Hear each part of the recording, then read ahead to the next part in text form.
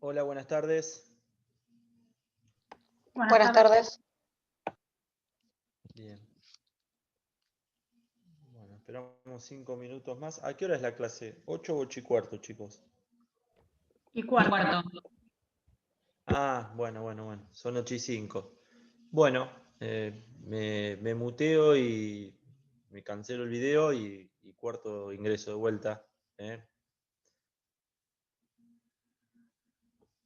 Ya me parecía, éramos poquitos. Bueno.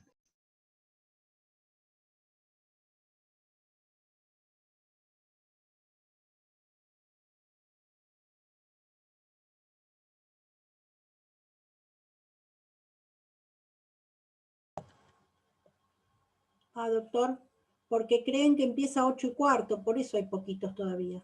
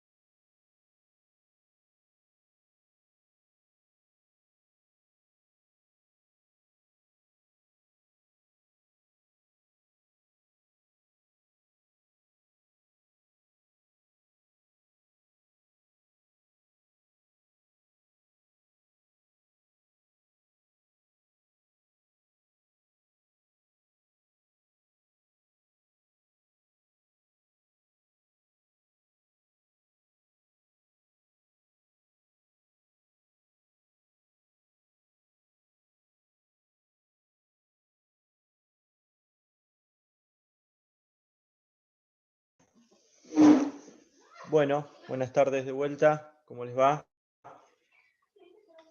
Bueno, ya estamos casi todos. No sé si son todos, pero casi. ¿Me escuchan bien? Sí, sí, doctor. Sí, doctor. Perfecto. Hola, ¿qué tal? Bárbaro. Sí, se escucha ¿Cómo le va? perfecto. Buenísimo. Bueno, a ver. Última clase conmigo. La semana que viene es parcial, ¿no? ¿Ya? ¿Qué día es? 9 9 y 10. 9 y 10. Bueno, bárbaro. A ver, tengo entendido que la doctora Fraschina dio capacidad. Me cubrió, así que me dejó libre para dar sociedades. Sin embargo, me pidió que les hablara un poquito, es muy poquito, sobre cambio de estatutos. ¿Saben qué es cambio de estatutos? ¿Leyeron algo en materia de capacidad? Eso creo que eran los artículos 138 y 139 del Código Civil.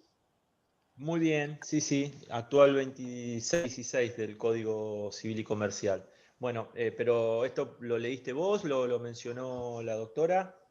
No, está subido, doctor, una punta al campus con los fallos, creo que Berman y María Beatriz Inclán o algo así sobre Del Valle España. Inclán. Bien. Sí, está subido Bueno, al a ver, campus. lo explico rápido, es muy sencillo, lo que pasa es que si les preguntamos capacidad, es muy posible que les digan, bueno, háblame sobre cambio de estatutos, y si no lo leyeron o no lo leyeron de esa manera, porque si leen Hoff, no está conceptualizado así. Si leen Hoff, no, si ustedes dicen, ¿a dónde está cambio de estatutos en Hoff? Y no va a estar conceptualizado de esa manera. Bien, ¿qué es el cambio de estatuto? Lo que decía la compañera Julieta. Cambio de estatuto tiene que ver cuando son el artículo 138 y 139 del Código Civil del Código Civil, perdón, que era cuando una persona adquiría la mayoría de edad en el extranjero, venía a la Argentina, para nuestro derecho era menor de edad, o si hubiese sido argentino, hubiese sido menor, o hubiese tenido residencia permanente acá, hubiese sido menor de edad. Sin embargo, se le da el reconocimiento del derecho ya adquirido. Eso vendría a ser el 139 en realidad. El 138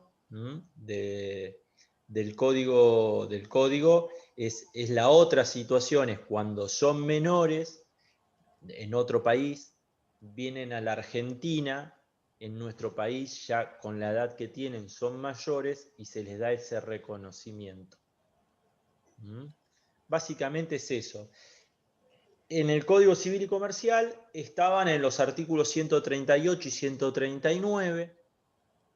En el Código Civil actual no cambió el criterio, es exactamente igual, y está en el artículo 2616. El 2616 dice: la capacidad de la persona humana se rige por el derecho de su domicilio. Bueno, esto es pregunta central, es decir, el principio, ¿qué ley rige en materia de capacidad? La ley del domicilio, ¿no? No la de nacionalidad, no otra cosa, sino ley del domicilio. Entiendo que la doctora Fraschina les habrá hablado del interior superior del niño, digo, que es lo que atraviesa esta situación y el favor minoris, ¿no? Que tiene que ver con hacer todo en favor de la mejor situación del menor. Bien. Les decía, la capacidad de la persona humana se rige por el derecho a su domicilio. El cambio de domicilio de la persona humana no afecta su capacidad una vez que ha sido adquirida. El cambio de domicilio no afecta su capacidad una vez que ha sido adquirido. Además, el artículo 27 del Código Civil y Comercial habla sobre la emancipación. La celebración del matrimonio antes de los 18 años emancipa a la persona menor de edad. La persona emancipada goza de plena capacidad de ejercicio con las limitaciones previstas en este código. La emancipación es irrevocable, aquí estaría la cuestión, la nulidad del matrimonio no deja sin efecto la emancipación, excepto respecto al cónyuge de mala fe para quien cesa a partir del día en que la sentencia pasa en autoridad de cosa juzgada. Sigue un poquito más el artículo, pero lo que nos interesa es eso. Bueno, les decía, el 138 comulgaba, se decía, con la ley de la defensa de los intereses nacionales, es decir, defendíamos nuestros intereses, y la de los derechos adquiridos, y la otra, el 139, con los derechos adquiridos. Es decir, una vez que vos adquiriste la capacidad en cualquier lugar del mundo, para nosotros es válida, no podríamos volver para atrás. Con respecto a estos artículos o a este tema de cambios de estatutos, surgen o se dan habitualmente dos fallos, que no son muy largos, que los pueden encontrar, no sé si en el apunte estarán, pero si no lo pueden encontrar en el libro de Goldsmith. Esos fallos no tienen más de 1 o 2 párrafos cada uno, con lo cual son muy sencillos de leer. El primero que mencionaban acá es el de la joven Inclán, María Beatriz del Valle Inclán, es un fallo del año 42. Cuando leemos estos fallos, este es del 42 y el otro, el de Evelina Geraldina Faustina Berman, así, es todo así el nombre, es del año 57. Pensemos que son fallos de que cuando en la Argentina la mayoría de edad se adquiría a los 21 años de edad. Con lo cual, pensemos que son bastante viejitos. Sin embargo, bueno, son los que se dan para ejemplificar con esta situación, son muy sencillos. A ver, ¿qué pasó con María Beatriz del Valle Inclán? Esta es una menor que con la Guerra Civil Española, la madre la saca de España y después de recorrer varios países, recala en la Argentina. Una vez que la menor se encuentra en la Argentina, la menor, estamos hablando que cumplió 22 años acá en la República Argentina. Para el derecho español todavía era menor porque tenía que cumplir la edad de 25 años. Entonces, la madre pide que vuelva, María, bueno, esta chica se niega a volver y lo que se determina básicamente en este fallo es que habiendo ella adquirido la mayoría de edad en el lugar de residencia, en su último domicilio, una residencia además estable, adquirió, por lo tanto, la plena capacidad de sus decisiones. Por lo tanto, podía negarse, como es lo que ocurría, a volver o cumplir la voluntad de su madre en España.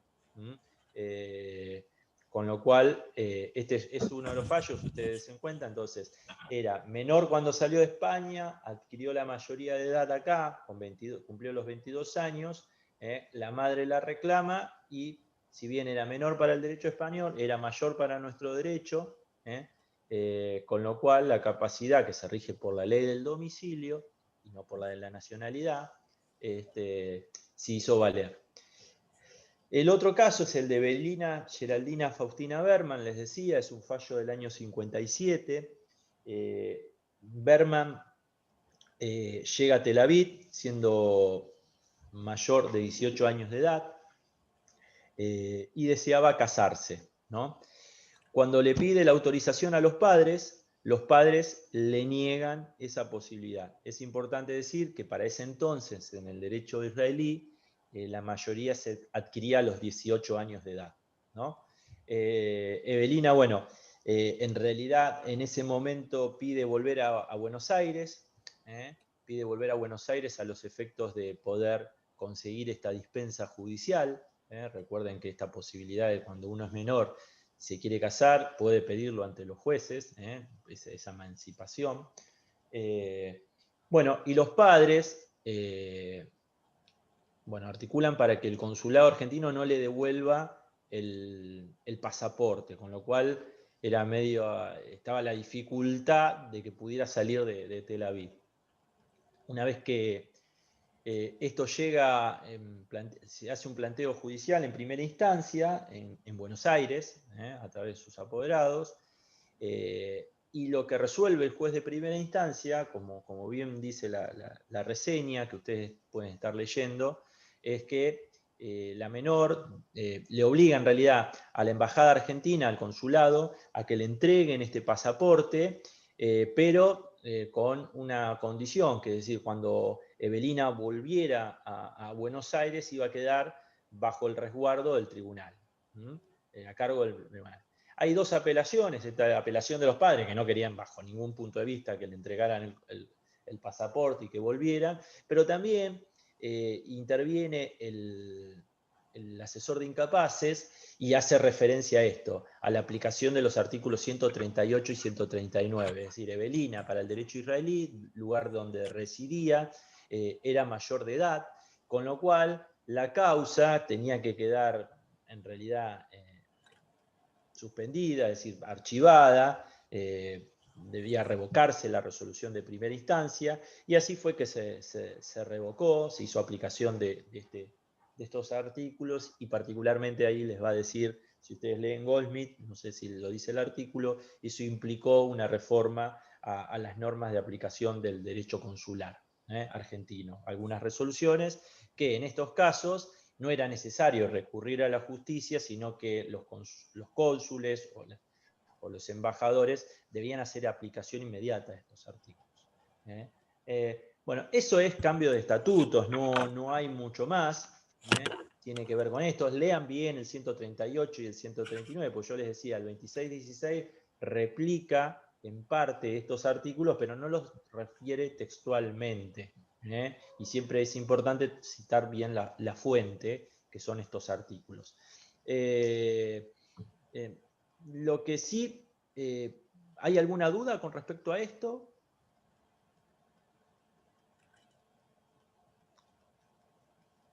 Bueno, nada, hacer una aclaración más. Siempre hablamos de residencia permanente.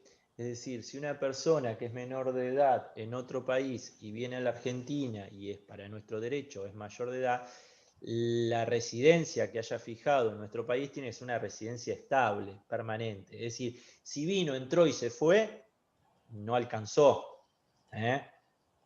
Fíjense que el código habla de domicilio, y yo estoy hablando de residencia.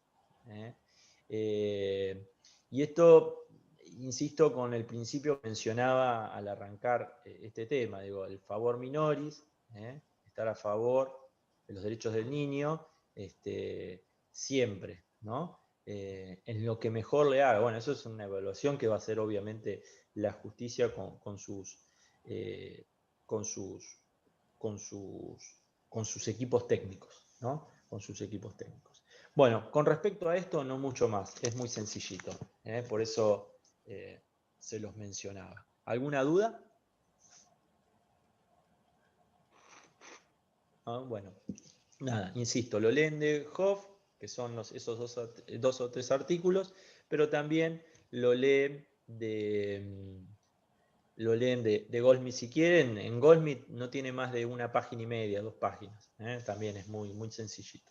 Y no sé, el artículo que dice la compañera también puede referir. También al artículo 1 y 2, perdón, artículo 1 y 2 de los tratados de Montevideo del 40, el 1 del 89, también hablan sobre la capacidad adquirida, que no se pierde. Esto también es referenciarlo como normas de derecho internacional. Bien. Dicho esto, vamos a arrancar. Creo que debo estar yo como hospedador, que me corrijan, no sé quién está, de la Facu, para poder compartir pantalla. Supongo que lo voy a poder hacer.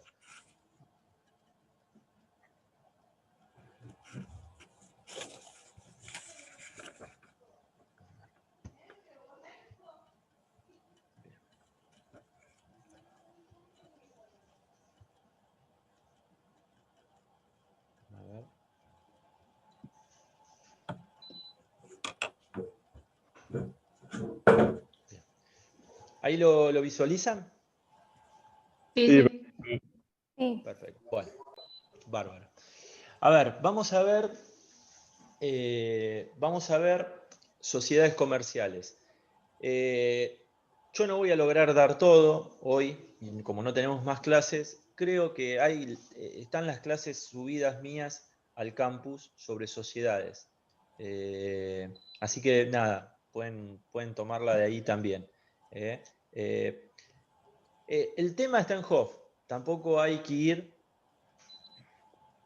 a ninguna bibliografía especial, está en Hoff.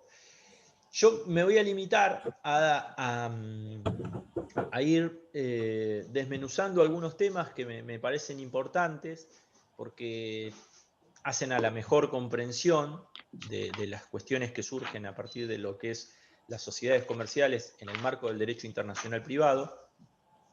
Y ustedes cualquier cosa me van preguntando y además de referenciar algunos fallos que me parece que son importantes y no los deben colgar.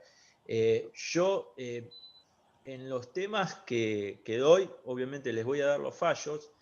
Yo lo que noté en el examen, en el primer parcial, desconozco por qué ha sido así, no con mis temas, pero sí con otros, es que había muy poca lectura de fallos.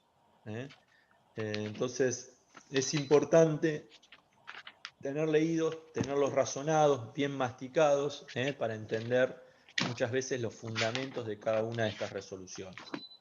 No se cuelguen con eso. Bien, a ver. ¿De qué se trata este tema? ¿Qué es lo que van a estudiar ustedes sobre este tema? Ustedes van a estudiar qué pasa con esa sociedad constituida en el extranjero. Bueno, dale Juan, avísame cualquier cosa. Dale, Y listo, sabes que Juan. te voy a pedir que porfa, lo que sí que Silenciate. tengas No sé prioridad. ¿Habla alguien ahí? Sí. Con el tema de los barriles. Sí, hay un micrófono abierto. Hay un micrófono abierto. Bueno, yo no sé cómo desactivarlo, pero a ver si lo puedo. No sé quién es el compañero que está hablando. Bueno, nada. Juan Pablo. Bueno, listo, ya está. Bueno, les decía, ¿qué pasa con esta sociedad constituida en el extranjero con su funcionamiento en nuestro país? Sobre todo en cuanto al reconocimiento de las capacidades que esa sociedad, o de la capacidad que esa sociedad puede tener en el ejercicio de sus funciones. Para tener bien este tema, lo mismo que decimos muchas veces con otros, implica una relectura de la ley de sociedades. Y no solamente los artículos 118 a 124, sino de otros tipos de artículos y qué pasaba con algunas de esas cuestiones, que no son muy lejanas en el tiempo. Ustedes dieron sociedades, muchos de ustedes, no hace tanto tiempo, con lo cual es un mero repaso. No estamos hablando de temas que han visto allá lejos y hace tiempo. Bien, entonces, dicho esto, es decir, que lo que nosotros vamos a estudiar tiene que ver con una sociedad que se constituye en el extranjero, pero que cumple algún tipo de actividad o de ejercicio en nuestro país y qué capacidad puede llegar a tener para hacerlo. ¿Está claro? Bien, las legislaciones extranjeras o las legislaciones en torno a las sociedades extranjeras tienen diferentes tipos de comportamiento en cuanto al reconocimiento de estas capacidades. Podemos hablar de una hospitalidad absoluta o una inhospitabilidad absoluta, ¿no? ¿Cuándo hay una hospitalidad absoluta?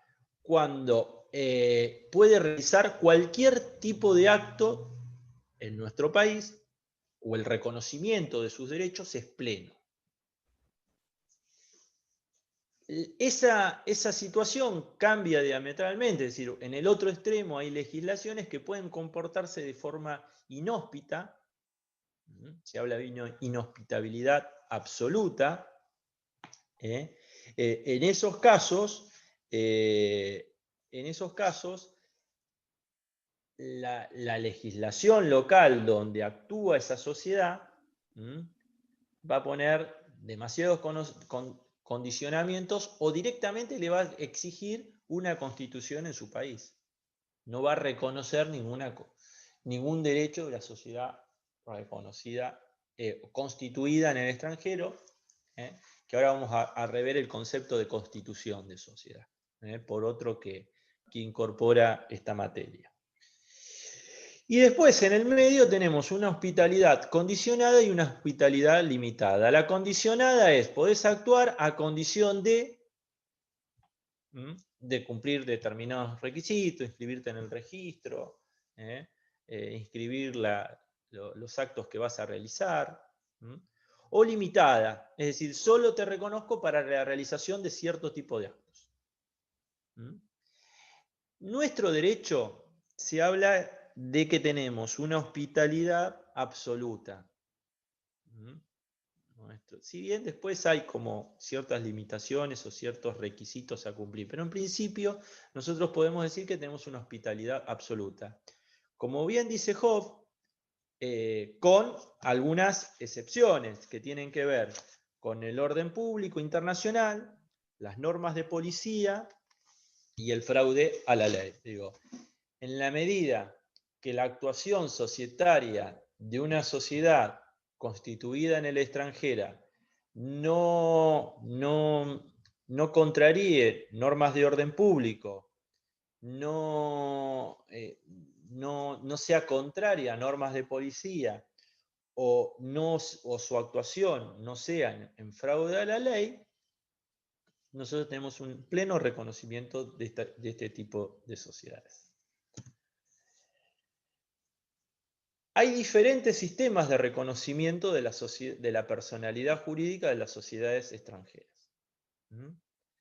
Tenemos un sistema de reconocimiento, sistema de autorización individual, un sistema de autorización individual. Tenemos un sistema de autorización colectiva y un sistema de reconocimiento de pleno derecho. Este es en el que nosotros nos ubicamos, en este último, el sistema de reconocimiento de pleno derecho. El sistema de autorización individual es cuando se reconoce a la sociedad para la realización de un acto expreso. El sistema de autorización colectiva generalmente se declara por un decreto el reconocimiento de estas sociedades, y en este tipo de casos lo que dice Hoff, lo que hay generalmente es una cuestión de reciprocidad, en el sentido de que yo reconozco la actuación de un grupo de sociedades extranjeras, por eso es colectiva, a cambio de que en ese país de donde han sido constituidas estas sociedades, haga algo similar con las sociedades nacionales que actúan en el extranjero o en ese país. Y finalmente, el sistema de reconocimiento de pleno derecho es que una vez constituida la sociedad en el extranjero, puede prevalerse en forma inmediata, sin ningún tipo de otro requisito, de su plena personalidad jurídica. Es decir, si la sociedad está regularmente constituida en el extranjero,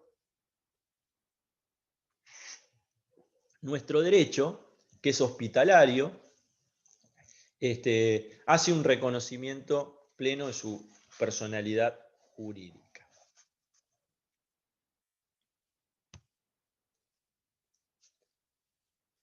Nosotros vamos a ver una serie de artículos que son el 118, 119, 120, 21, 22, 23 y 24.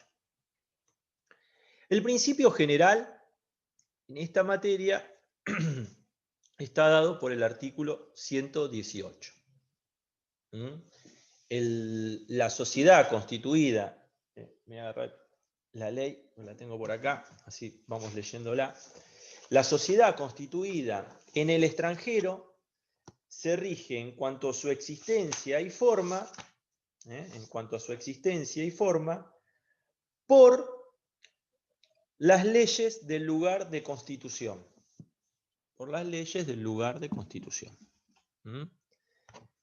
Entonces, el principio general en materia societaria es que la existencia y la forma, vemos después qué forma, vemos que es existencia, de las sociedades extranjeras se rigen por el lugar de constitución. ¿no? Este es el principio general en la materia. Este principio general, dado por el primer párrafo del 118, puede tener algunas excepciones que lo vamos a ver, que tiene que ver con el 124. Que tiene que ver con el 124, que es cuando aquella sociedad constituida en el extranjero cumple su principal objeto en nuestro país o tiene su domicilio en nuestro país.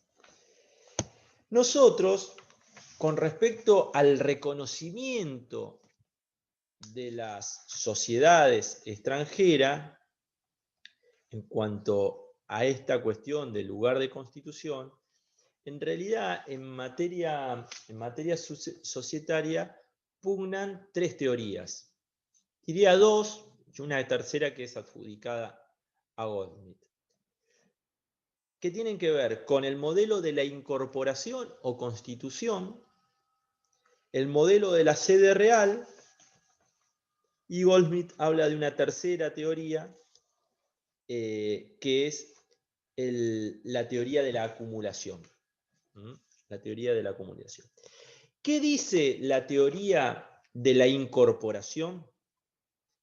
Bueno, básicamente le da preeminencia al derecho del lugar donde la sociedad se ha incorporado. O en otras palabras, al derecho del lugar donde la sociedad se ha constituido. Por eso es indiferente, yo hoy les decía, después vamos a ver el concepto de constitución, muchas veces nosotros hablamos de incorporación. ¿Dónde se encuentra incorporada la sociedad? Bueno, se encuentra incorporada en tal lugar. Bueno, esta teoría de la incorporación entonces da preeminencia al lugar donde la sociedad se ha constituido. Esta teoría tiene a favor que respeta la voluntad de los socios, de buscar el derecho donde ellos pretenden constituir esa sociedad por X motivo, por el que sea. Obviamente que tiene el peligro de lo que puede ser el fraude a la ley, es decir, buscarme un derecho de pocos controles para que esa sociedad termine ejerciendo actos no en ese lugar, sino en otro lugar. Después vamos a ver toda la cuestión de las sociedades offshore. Bien, el modelo del real supera estas dificultades en el sentido de dejar de lado la cuestión de lo que hacer el fraude a la ley, porque en realidad lo que vamos a fijarnos es dónde está la administración central de la sociedad o las actividades sociales de la sociedad, y en definitiva el reconocimiento de la personalidad, la personería jurídica o de la existencia y la capacidad de esa sociedad se va a regir por la ley del lugar donde se encuentra la sede, el domicilio. Les decía, a favor esto de que podría prevenir el fraude a la ley. En contra, digo, ¿qué pasa con una sociedad, qué sé yo, una sociedad que tiene negocios en diferentes lugares del mundo? ¿Qué sucede? ¿Cuál sería el domicilio de la sede social? Tiene esa dificultad, y sobre todo en los tiempos que corren, ¿no? Goldsmith, yo les decía que habla de una tercera teoría, una intermedia les podría decir, que es la teoría de la acumulación. En principio se aplica la teoría de la incorporación, es decir, en principio tenemos en cuenta el lugar donde la sociedad ha sido constituida, pero en algunos puntos, para proteger a los acreedores o respecto de determinados negocios, se acude a la teoría de la sede, en cuanto a la existencia y forma. Yo les decía, nuestro derecho tiene o toma la teoría de la incorporación. Acá tenemos que tener en cuenta cuál es considerado el lugar de constitución. Es decir, bueno, bárbaro, ¿Qué rige la ley qué rige la existencia y forma de las sociedades extranjeras? Bueno, el lugar de constitución. Muy bien, ¿y cuál es el lugar de constitución de esa sociedad extranjera? Me van a decir, el lugar donde ha sido incorporada. No, no es suficiente esa respuesta. Sino que lo que van a tener que decirnos es que es el lugar, o corresponde al derecho del país, que considera que se han cumplido todas las formalidades necesarias para que este grupo de personas sea considerado persona jurídica. ¿Está claro? ¿Se entiende cuál es el lugar de constitución? Eso va a estar dado, es decir, la calificación del lugar de constitución lo va a dar el derecho del país que considera que están cumplidos todos los requisitos para que esa inscripción surta los efectos jurídicos que debe tener. Y acá vuelvo a algo que seguramente vieron en sociedades, que no siempre coincide el lugar donde se celebró el acto constitutivo de la sociedad con el lugar donde es reconocida la sociedad. ¿Se acuerdan por qué es esto?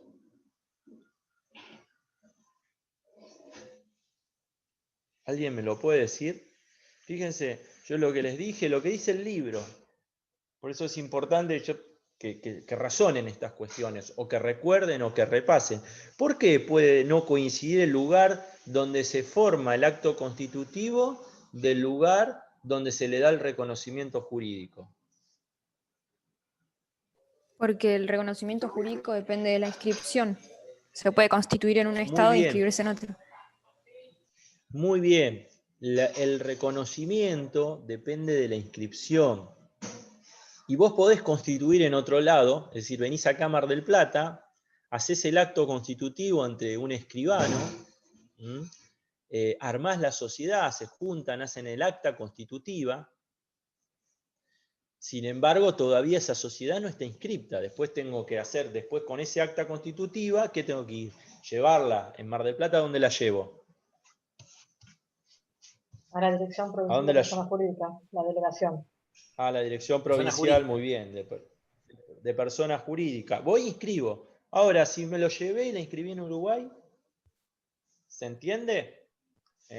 ¿Por qué no siempre puede no coincidir el lugar de celebración del acto constitutivo? Por eso, digo, está bien leer Hobbes, pero también razonar esto y repasar estas situaciones. Seguramente con la cátedra del doctor Guminelli revisaban estas cuestiones de cómo se constituía una sociedad, este acto constitutivo, luego redactar ese acto, ese reglamento de la sociedad, ¿no? Donde estaba el objeto social y demás, donde estaban las partes que decían quiénes eran, los socios, con cuánto aportaban, cuál era el capital, el objeto, los derechos y obligaciones de los socios, quién era designado presidente, bueno, nada, todas estas cuestiones. Bien. Paso esto por delante, modelo de incorporación, modelo de sede real, modelo de la acumulación. Bien. Tengan presente, ahí Hobbes menciona el artículo 2 de la CIDIP 2 sobre la Convención Interamericana sobre Conflicto de Leyes en materia de sociedades mercantiles, que habla por ley del lugar de constitución, se entiende la del Estado donde se cumplen los requisitos de forma y fondos requeridos para la creación de dichas sociedades. Esto que yo les mencionaba hace momentos. Bien, continuemos. Las sociedades cumplen diferentes tipos de actos. Estas sociedades que han sido incorporadas en el extranjero pueden cumplir diferentes tipos de actos, ¿no? Pueden cumplir actos aislados, pueden cumplir ejercicio habitual, y pueden también, es decir, la mayor actuación es objeto principal, societario, cumplimiento del objeto societario o domicilio real. Fíjense que acá, en la lámina que les comparto, está referenciado actos aislados, 118 segundo párrafo, porque el primer párrafo sienta el principio general, ejercicio habitual, 118 tercer párrafo, y principal objeto o domicilio real, el artículo 124 de la ley, como se llama ahora, no la ley de sociedades, sino la ley general de sociedades comerciales. Bien. Sigamos. La sociedad constituida en el extranjero se rige en cuanto a su existencia y forma por las leyes del lugar y por las leyes del lugar de constitución. Actos aislados. Se hallan habilitadas para realizar en el país actos aislados y estar en juicio, dice el 118 segundo párrafo. A ver, me está quedando algo que ahora lo voy a mencionar, que tiene que ver con la nacionalidad de las sociedades extranjeras, que lo voy a mencionar rápidamente, que hay un fallo en realidad, que es el de la Barcelona Traction. Pero ahora lo termino de explicar. Bien, les decía, las sociedades extranjeras, constituidas en el extranjero, incorporadas en el extranjero, se hallan habilitadas para realizar en nuestro país actos aislados o estar en juicio, dice el y estar en juicio. Con respecto a esto, hay dos cuestiones. Primero, resolver qué es un acto aislado.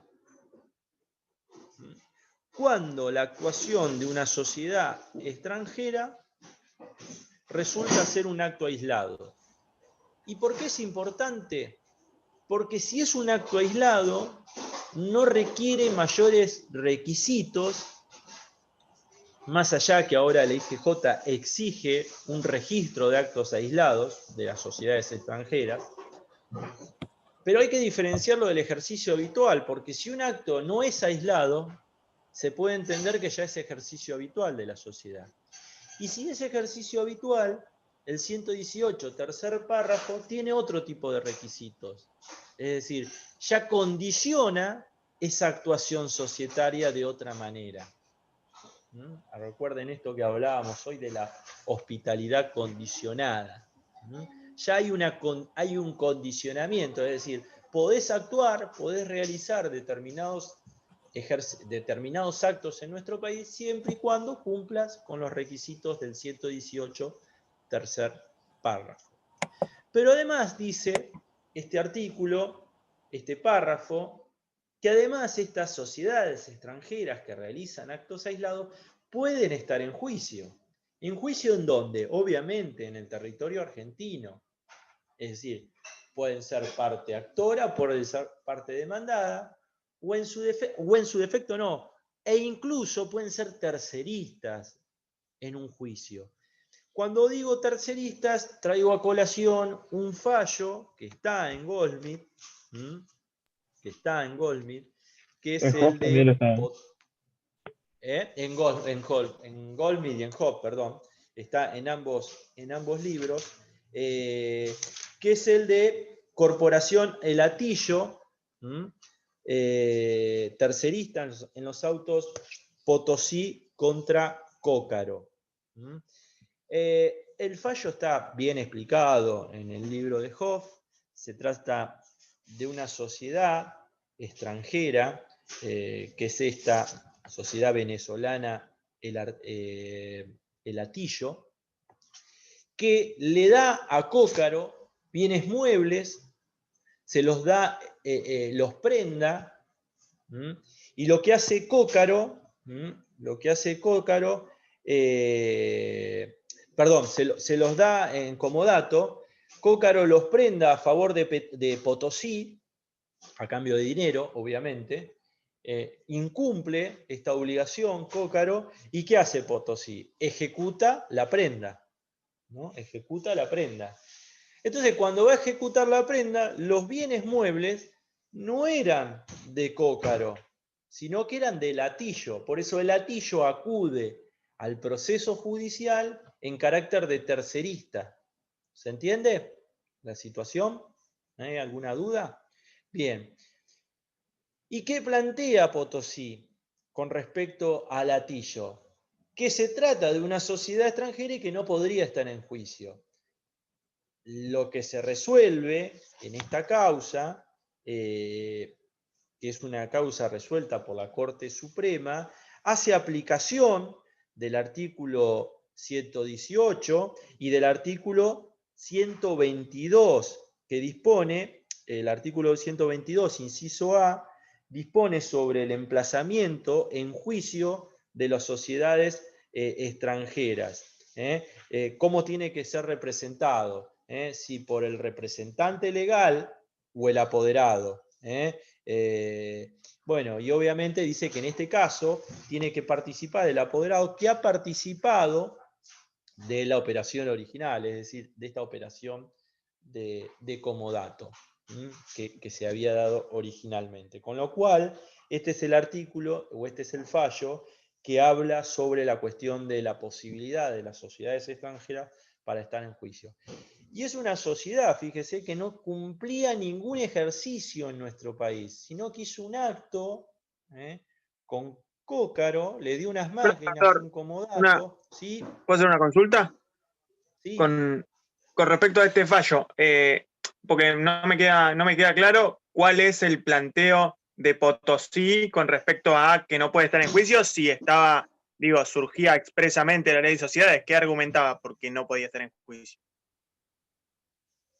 Porque en realidad, vos fíjate que la ley habla de actos aislados y estar en juicio.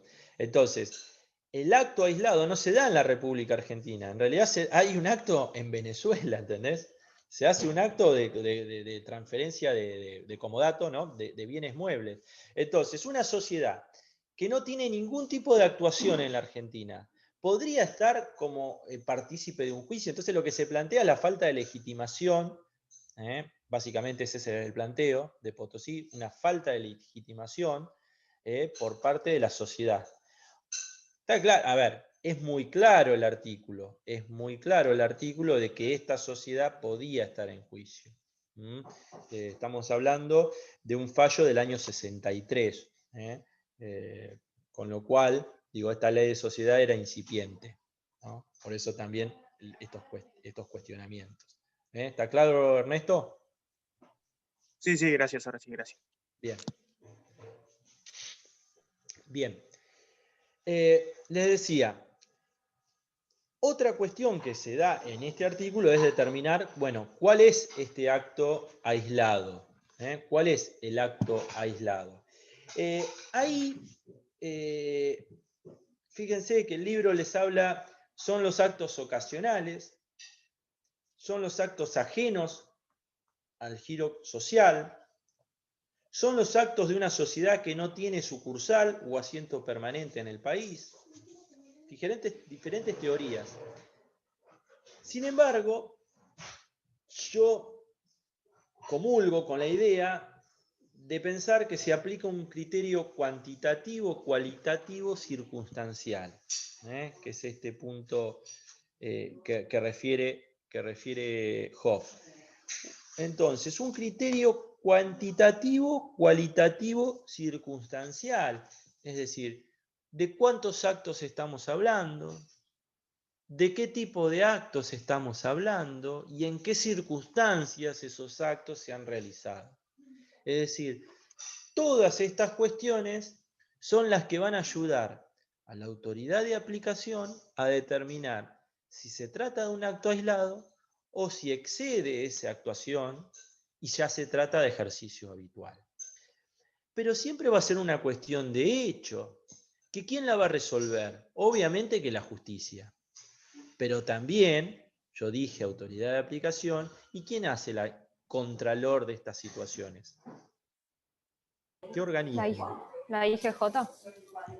La IGJ, muy bien. Es la IGJ, de hecho, la IGJ crea un registro de actos aislados, y ya hay algunas cuestiones que se han resuelto con respecto a esto. Por ejemplo, hay un fallo que ahí lo menciona, que es el fallo Frinet, que se trata de una compraventa de un inmueble,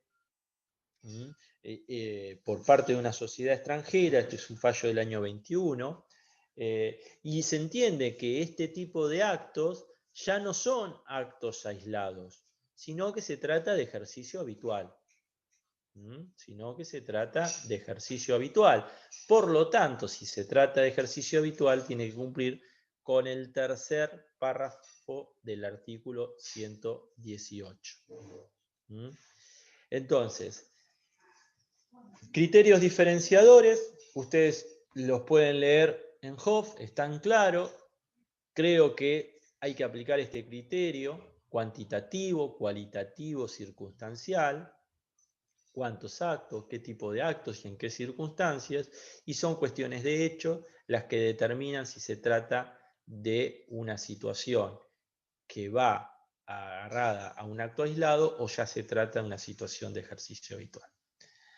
Si se trata de una actuación de ejercicio habitual, hay que cumplir con los requisitos del 118 tercer párrafo. ¿Qué dice este artículo, el 118 tercer párrafo? Dice, para el ejercicio habitual de actos comprendidos en su objeto social, establecer sucursal, asiento o cualquier otro especie de representación permanente debe, en primer lugar, esta sociedad incorporada en el extranjero debe acreditar la existencia de la sociedad con arreglo a las leyes de su país. ¿Qué debería acompañar? Bueno, el acta constitutivo y el registro de matrícula, si tuviera o lo que sea, que se exige en el país. Pensemos que quizás no todos los países puedan exigir el registro. Por eso digo, ¿qué se entiende por lugar de constitución? Bueno, tendremos que ir a las leyes del lugar del Estado donde se ha constituido para saber qué se entiende por lugar de constitución. No del lugar que se ha constituido, perdón. Del lugar donde la sociedad ha sido reconocida como tal. Es decir, donde ese agrupamiento de personas, como dice Hoff, tiene personería jurídica. Bueno, entonces, acreditar esa existencia. Punto 2. Fijar un domicilio en la República, cumpliendo con la publicación e inscripciones exigidas por esta ley para las sociedades que se constituyan en la República. ¿Recuerdan en qué artículo de la Ley de Sociedades estaban estos requisitos? ¿Puede ser en el 4, doctor? No. En el 11, me parece. En el 11. ¿11 dijiste, Agustina? Sí, 11. ¿11? Bien. Claro, ahí está. Sí. Debe cumplir con la publicación e inscripción exigidas por esta ley para las sociedades que se constituyan. Fíjense que en el 11 hay una serie de requisitos. Pero además, finalmente, debe justificar la decisión de crear dicha representación y designar la persona a cuyo cargo ella estará. Justificar la decisión de crear dicha representación. Con lo cual, seguramente la sociedad constituida o incorporada en el extranjero debe acompañar un acta societaria de reunión de socios, donde los socios reunidos en una asamblea resolvieron realizar ejercicio habitual o tener una actuación regular en la República Argentina. Entonces eso lo tendrá que acompañar. Fíjense que además, si se tratara de una sucursal, se determinará además el capital que se le asigne cuando corresponda por leyes especiales. ¿Está claro? Estos son los requisitos del ejercicio habitual. Bien.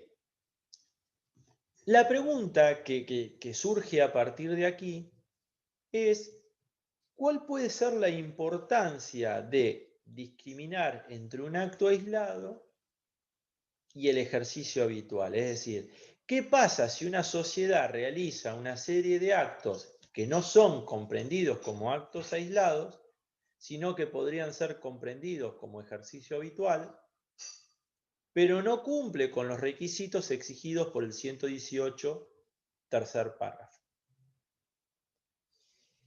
Y ahí nuevamente surgen algunas discusiones que tienen que ver con qué pasa con esas sociedades que realizan este tipo de actos y no cumplen con estos requisitos. Entonces, Hoff les va a decir que alguna doctrina entiende que se trata de una sociedad irregular, con lo cual no voy a repetir las responsabilidades que caben sobre los socios de sociedades irregulares, pero ustedes las deberían saber. Se trata de una sociedad, la sociedad es irregular territorialmente, es decir, es irregular en la Argentina, no en el extranjero. La sociedad es inoponible relativamente, no podrá oponerse a terceros que contraten con ello esta personalidad jurídica. Recuerden toda la cuestión del velo que hablaba el doctor Guminelli, el artículo 54, 58, el velo de la responsabilidad para llegar a los socios. Finalmente, Nissen dice que la sociedad es inoponible en forma absoluta, no es reconocida como sujeto de derecho. La respuesta que da Hoff, con la cual yo comparto, Hoff dice más derecho material, menos derecho formal. Lo dice en varias circunstancias o en varios momentos esto Hoff. Lo va a decir nuevamente con el artículo 124 cuando se debate si se trata de una norma antifraude o una norma de policía. Que no queda muy claro qué piensa Hoff, o por ahí sí, por ahí Hoff entiendo que se trata de una norma antifraude, pero sin embargo, si bien en ese artículo hay hasta una válvula de escape, sin embargo, lo que Hoff dice ahí y vuelve a decir acá, es que hay que tener más derecho material que derecho formal. ¿Y esto qué quiere decir? Bueno, vayamos a la realidad. Vayamos a ver qué derechos o qué intereses estamos perjudicando, qué derechos estamos protegiendo, a qué terceros queremos proteger. Y eso nos va a dar una pauta para saber cómo resolver. Hoy por hoy, lo que es importante determinar es la responsabilidad de los socios de esta sociedad que realiza un ejercicio habitual, pero que no cumple con los artículos, con el 118 tercer párrafo. La respuesta está dada por los artículos 21, 22, 23 de la Ley de Sociedades Comerciales, General de Sociedades.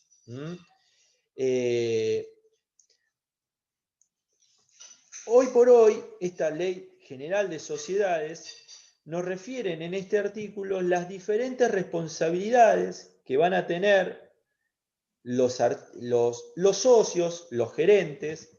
El artículo 21 dice: la sociedad que no se constituya con sujeción a los tipos del capítulo 2, que omita requisitos esenciales o que incumple con las formalidades exigidas por esta ley, se rige por lo dispuesto en esta sección. Es decir, esta sociedad incorporada en el extranjero, pero que no cumplió con los requisitos que exige el 118, el 118, párrafo tercero, se le va a aplicar este artículo, el 21, o esta sección, perdón, que es la sección esta. ¿Por qué? Porque hay un incumplimiento o hay una omisión de requisitos esenciales, o incumple con las formalidades exigidas por la ley. Entonces, no observa los tipos o incumple con estos requisitos o formalidades. El artículo 22 de la ley dice: el contrato social puede ser invocado entre los socios, es inoponible a los terceros, solo si se prueba que lo conocieron efectivamente al tiempo de la contratación o del nacimiento de la relación obligatoria, y también puede ser invocado por los terceros contra la sociedad, los socios y los administradores. Entonces, los socios de esta sociedad que no cumplieron con los requisitos esenciales o las formalidades exigidas por la ley, no podrían invocarse cuestiones referente al contrato donde deslinden responsabilidades entre ellos. Es oponible a terceros siempre y cuando se probara que estos terceros sabían cuál era la situación. Si no, no va a poder ser probado.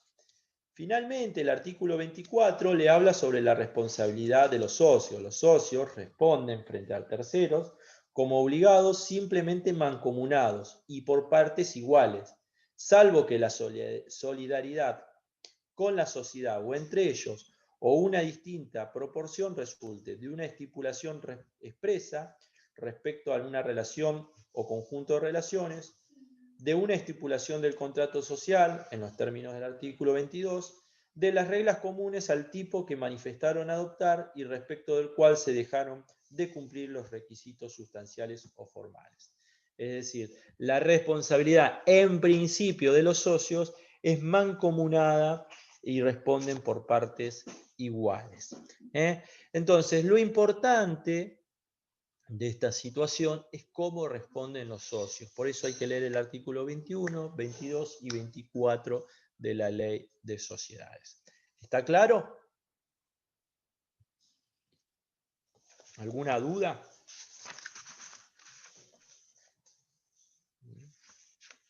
Bien. Perdón, doctor, ¿una consulta puede ser? Sí. En el caso de las sociedades offshore, ¿sería este caso? ¿Podría ser el ejercicio habitual en nuestro país y que esté inscripta en el EGJ? O sea, podría ser un offshore legal, no ilegal. Sí, a ver, bien, hay una aclaración ahí que hacer cuando vos hablas de offshore legal o ilegal. A ver, no cualquier sociedad constituida en las Islas Caimán, en Seychelles, digo los lugares conocidos lamentablemente en los últimos años, o en Panamá, lugares, toco todos los gobiernos para no discriminar a nadie. No una sociedad constituida en ese lugar necesariamente es ilegal. Por ¿Está eso, claro? sí. Yo puedo constituir una sociedad en el extranjero porque es más fácil, porque tiene baja tributación, pero nada más. Ahora, si esa sociedad realiza actos en diferentes lugares del mundo, es una sociedad totalmente legal. Ahora, si esa sociedad vos la constituís en un lugar para evadir, para lavar dinero, o para realizar actos en forma fraudulenta, es decir, para evitar el control de la legislación nacional, obviamente esa offshore es ilegal. Perfecto. Ahí el libro de Hoff menciona, a ver si lo encuentro rápidamente, que hay tres tipos de offshore. Fíjense, les habla de las offshore tradicionales o puras, que son las constituidas en un país donde no pueden actuar. Por ejemplo, la SAFI uruguaya. La SAFI uruguaya es una sociedad, ya igual este libro en eso atrasa porque ni siquiera ahora ya se pueden constituir en el Uruguay, que es el caso de Compañía General de Negocios, que es un fallo que ustedes van a tener que leer para este tema. Esas sociedades se podían constituir en el extranjero, pero no podían actuar en el lugar donde se constituyeron. Luego están las offshore de facto, son las que proceden en países en los que no se tributa o es de baja tributación. Generalmente tienen que ver con sociedades que lavan dinero. Y luego están las offshore que forman parte de un grupo de inversión, de un colectivo, que son generalmente offshore para capitalizar inversiones de otras sociedades. Esos tres tipos de offshore discrimina la IGJ. Habla de la resolución 2 del 2005. Obviamente que toda la información del IGJ está atravesada por AFIP, ¿no? Entonces, cada actuación societaria de una offshore está cruzada con información que también no requiere la AFIP. A lo que voy con respecto a esta pregunta de las offshore, Es decir, las sociedades constituidas en el extranjero, en países donde tienen baja tributación o pocos controles o son de fácil, no necesariamente son ilegales. No necesariamente son ilegales. Habrá que ver qué es lo que quieren hacer esas sociedades. Bien. Bueno, gracias. No, por favor.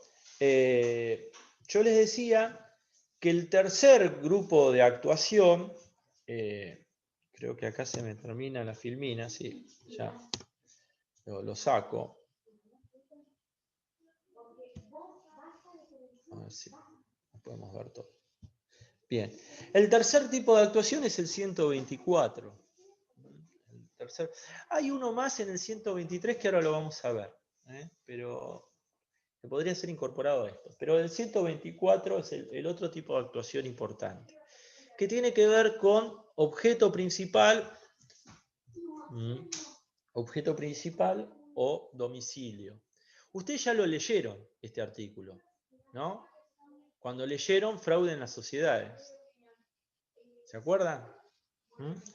Con lo cual yo no voy a repetir los antecedentes que arrancan, recuerden, en el 286 del viejo Código de Comercio, de esta dupla administrativista y capitalista que disponía este artículo. Hoff les va a hablar de dónde viene esta idea de los capitales levantados, que hablaba el viejo 286, que tiene que ver con levantar o juntar dinero para la constitución de la sociedad, para el cumplimiento del objeto. Tiene que ver con el antecedente de cuando las sociedades anónimas eran una novedad, por eso habla de capitales levantados, y básicamente habla de las sociedades que se constituyeron para construcción del Canal de Panamá. Hoy esa dupla capitalista y administrativista es mucho más simple: u objeto o sede. Uno o el otro. Si yo cumplo el objeto principal en la República Argentina, es de aplicación el artículo 124. Lo mismo si tengo el domicilio en la República Argentina. Es de aplicación el 124 del Código Civil. Y si es de aplicación el 124, ¿qué la reputamos a esa sociedad? ¿Cómo la reputamos? ¿Como sociedad local? O sociedad local. Por lo tanto, voy a tener que cumplir con todos los requisitos de inscripción, de publicidad y demás que determina la Ley General de Sociedades. Es decir, ya no me importa que esa sociedad esté incorporada en el extranjero, sino que esa sociedad que está cumpliendo funciones en la Argentina o que está cumpliendo su objeto principal en la Argentina, tenga que cumplir también con todos los requisitos de inscripción y publicidad. El fallo que ustedes ven, que seguramente, yo no recuerdo si se pidió para la primera parte, ¿se pidió Compañía General de Negocios para la primera parte? ¿No? No se pidió, bueno. A ver, es un fallo que habitualmente nosotros le dedicamos una clase, no porque sea difícil, sino porque es largo, nada más. Con lo cual digo, ustedes lo van a leer de Hoff y lo van a entender.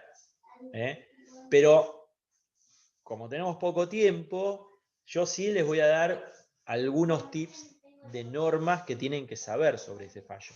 Primero decir de qué se trata el fallo. Bueno, Compañía General de Negocios es un fallo de una sociedad, una SAFI constituida o incorporada en el Uruguay, que cumplía su principal función, que era captación de dinero de inversionistas argentinos.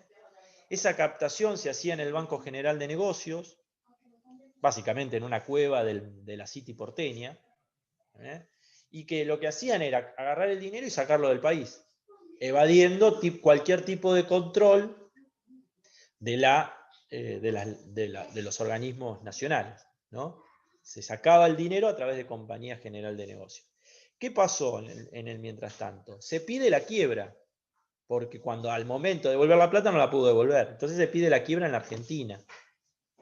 Y la discusión que se da es, primero, con respecto al artículo 4 de la ley de quiebras, y obviamente la aplicación del 124.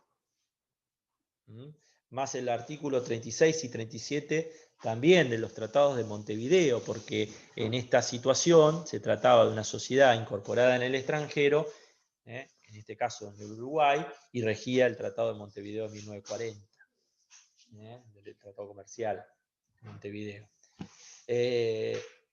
Bien, básicamente de esto se trata Compañía General de Negocios, ¿no? de esta situación, de una sociedad que le sucede esta situación, el pedido de quiebra. Bueno, con el pedido de quiebra hay toda una cuestión de, los primeros planteos tienen que ver con la competencia o incompetencia de los juzgados nacionales para decretar la quiebra de una sociedad constituida en el extranjero. Primera y segunda instancia van a decir que no. Esto lo va a resolver la Corte. Lo va a resolver la Corte. Y es importante para leer este fallo tener en cuenta el dictamen del procurador que eleva a la Corte. ¿Por qué? Porque el procurador dice más cosas que lo que la Corte resuelve. El procurador dice más cosas que lo que la Corte resuelve. En realidad, invoca mayor cantidad de artículos, mayor cantidad de legislación. Por ejemplo, el artículo 2 de la CIDIP 2 sobre... el artículo 4, perdón, sobre normas generales de derecho.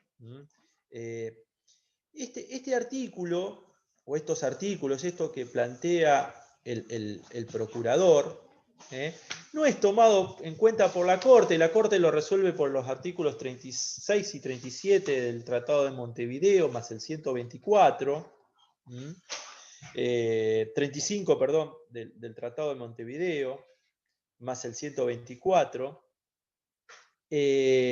No habla nada con respecto a la CIDIP 2 sobre conflicto de leche, es el artículo 4, el artículo 6 también de la Convención de la Convención Interamericana sobre Normas Generales, que dice que no se aplicará como derecho extranjero el derecho de un Estado parte cuando artificiosamente se hayan evadido los principios fundamentales de la ley de otro Estado parte.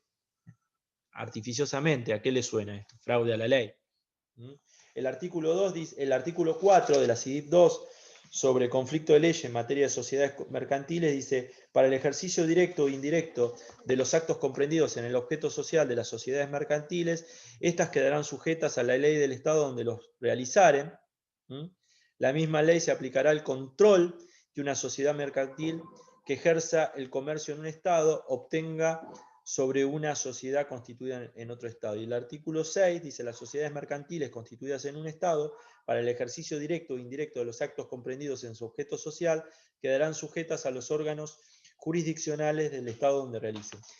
Sobre esto no dice nada la Corte, lo dicho, pero lo resuelve bien. Digo, no hay una mala resolución de la Corte con respecto a esto. Fíjense, si ustedes leen Hoff, que Hoff les dice punto por punto que fue resolviendo la Corte, pero además hace una conclusión, una reseña. Sépanse la reseña y esas conclusiones. Sépanse qué dice sobre el artículo 35, qué dice sobre el artículo 3 del Tratado de Montevideo del 40, sobre el tema de la calificación de domicilio comercial, el tema del artículo 4 de la ley de quiebras, sobre el tema del acreedor local. Esto léanlo, porque obviamente cuando ustedes dan este fallo en particular, que es el más desarrollado en materia societaria, en este tema, lo tienen que saber de pe a pa. No es difícil, insisto, no es difícil, yo no voy a entrar en todos los detalles, lo que sí me importaba darle los lineamientos generales para que ustedes los tengan. Bien, Yo les decía que hay un artículo más, que es el 123. El 123 de la Ley de Sociedades Comerciales. Este dice, para constituir sociedad en la República, deberán previamente acreditar ante el juez del registro que se han constituido de acuerdo con las leyes de sus países respectivos e inscribir su contrato social, reformas y demás documentación habilitante, así como la relativa a sus representantes legales en el Registro Público de Comercio y en el Registro Nacional de Sociedades por Acciones en su caso. A ver.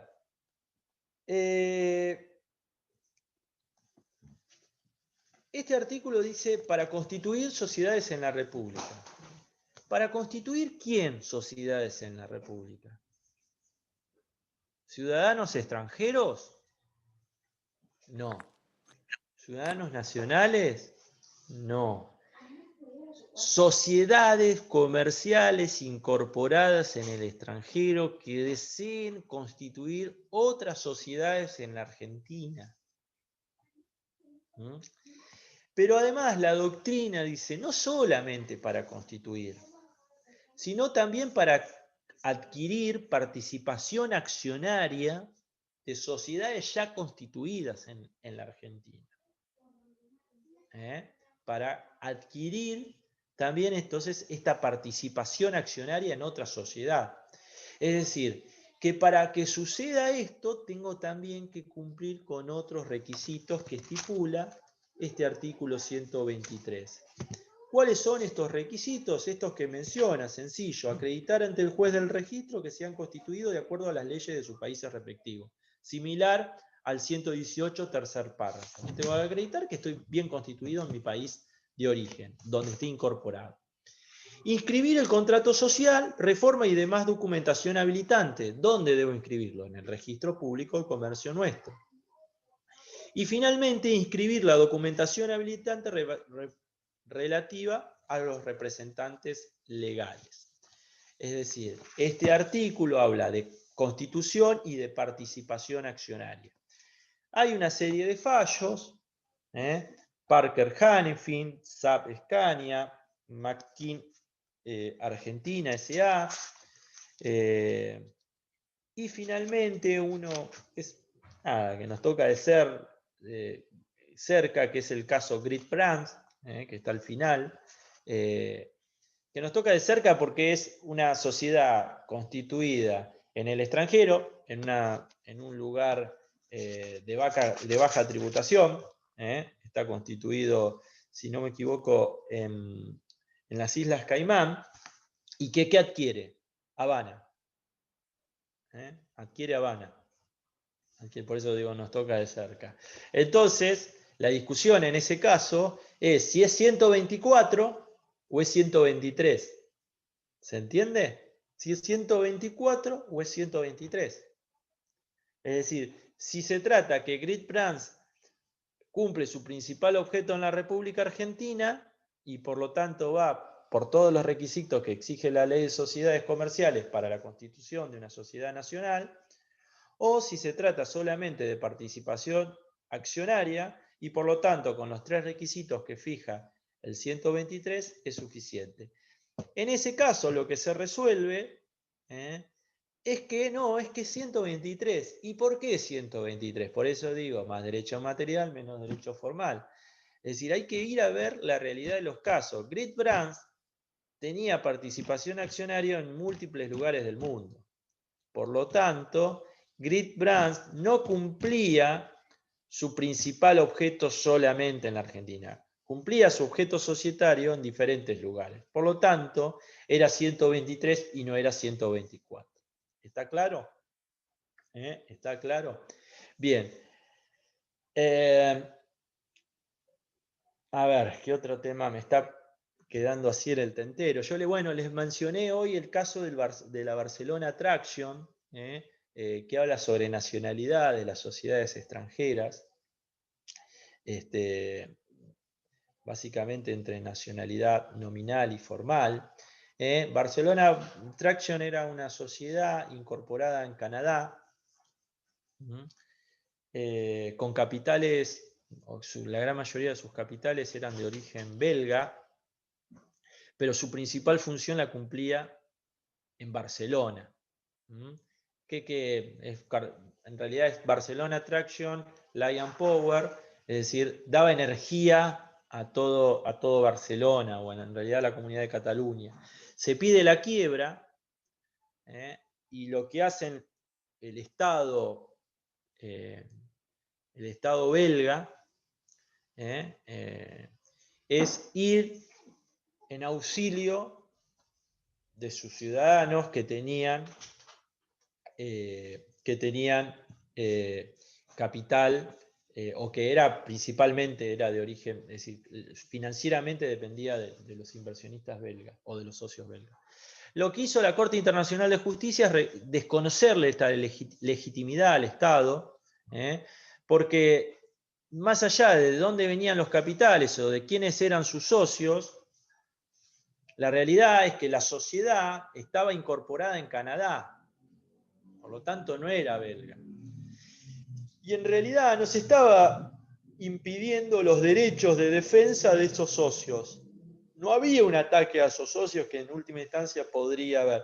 En realidad se estaba pidiendo la quiebra de la sociedad, con lo que eso implicaba. Entonces se le desconoció la nacionalidad, es decir, se le dio preeminencia a la nacionalidad nominal sobre la nacionalidad efectiva. La nominal porque es donde estaba constituida, donde estaba incorporada esta sociedad. No tiene mucho más, pero bueno, si se les pregunta sobre nacionalidad de las sociedades, tienen que referir a este fallo. En nuestro derecho no hay una norma que aplique a esta situación. Bien, ¿alguna duda de lo que han estado leyendo con respecto a esto de tema de sociedades o de lo que me han escuchado? ¿Cómo se llama el fallo que dijo recién? Barcelona Traction. Gracias. A ver, todos los fallos que mencioné están en Hoff. Así que no hay manera de errar y no hay nada que no esté en Hoff de eso. Salvo los de la primera parte de cambio de estatutos, que yo no los vi en Hoff, ya les digo, y ni siquiera se menciona como cambio de estatuto en el libro de Hoff ese tema. Eso está en Goldman. O en el artículo que hoy decía la compañera que podía llegar a estar. Bueno, a ver. ¿Dudas ninguna? Bien, mejor. Bueno, cualquier cosa me escriben sobre estos dos temas que di. Recuerden, reales es muy sencillo. Sépanse cada una de las acciones reales, sepan diferenciar jurisdicción de ley aplicable, pero no van a andar mal con respecto a esto. Este es más complejo, es más largo, pero está bien explicado en Hoff.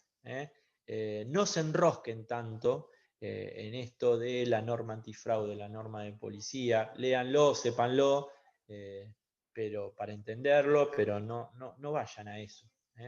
Eso no es el meollo. Sí sépanse el fallo o los fallos que fuimos mencionando y demás. Bueno, nada, a ver, última clase, se reciben muchos de ustedes, ¿no? Sí, muchísimos.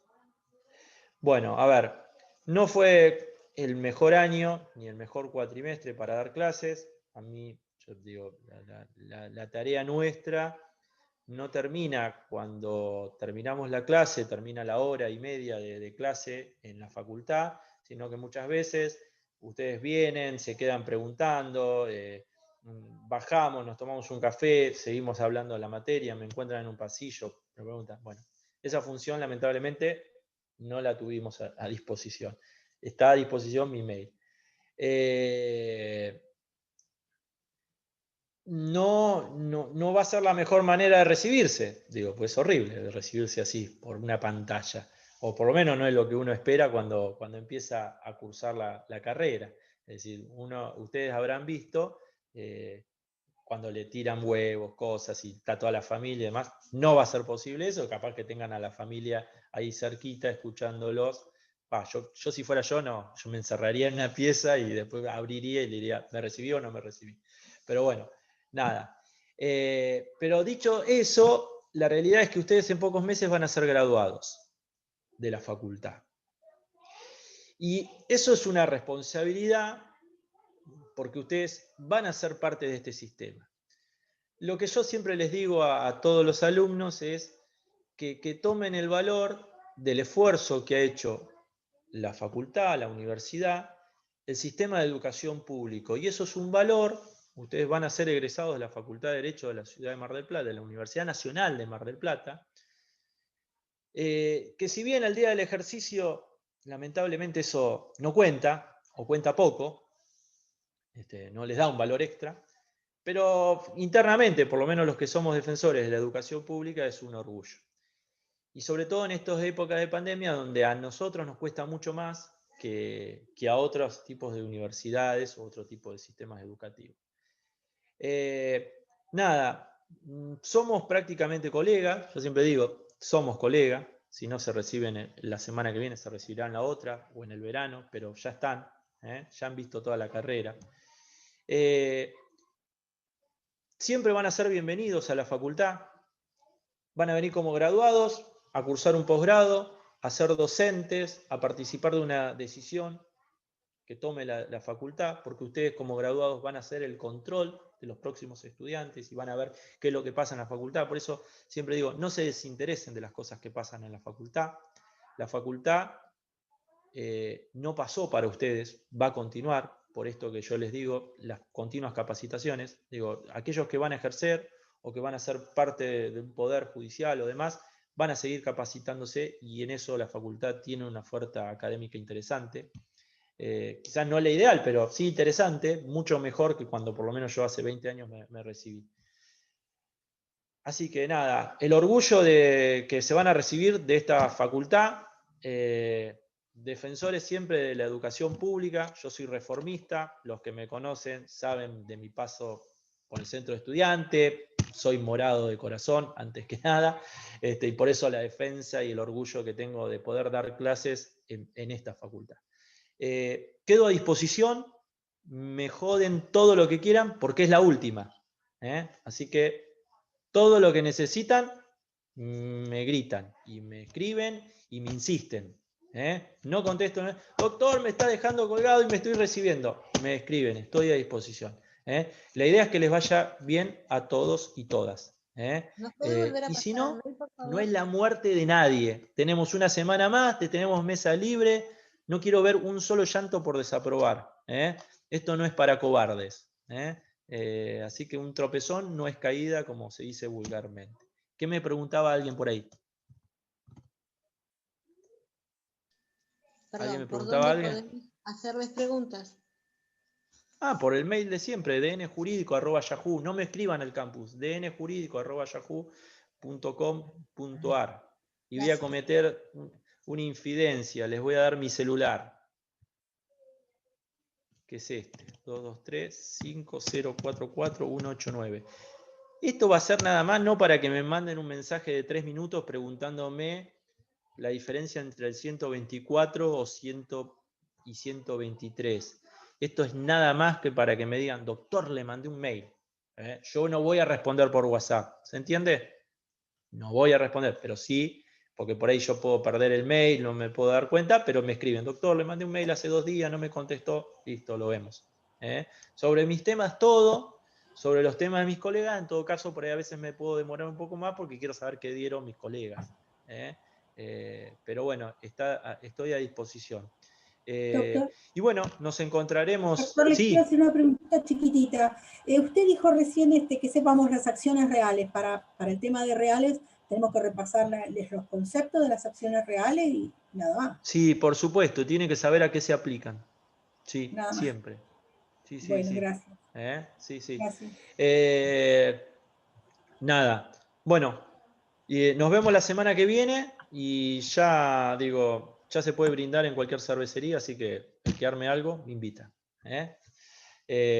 Éxitos a todos y todas. Suerte. Muchas gracias. Gracias. Muchas gracias. Buenas noches. Chao, muchas gracias. Buenas noches.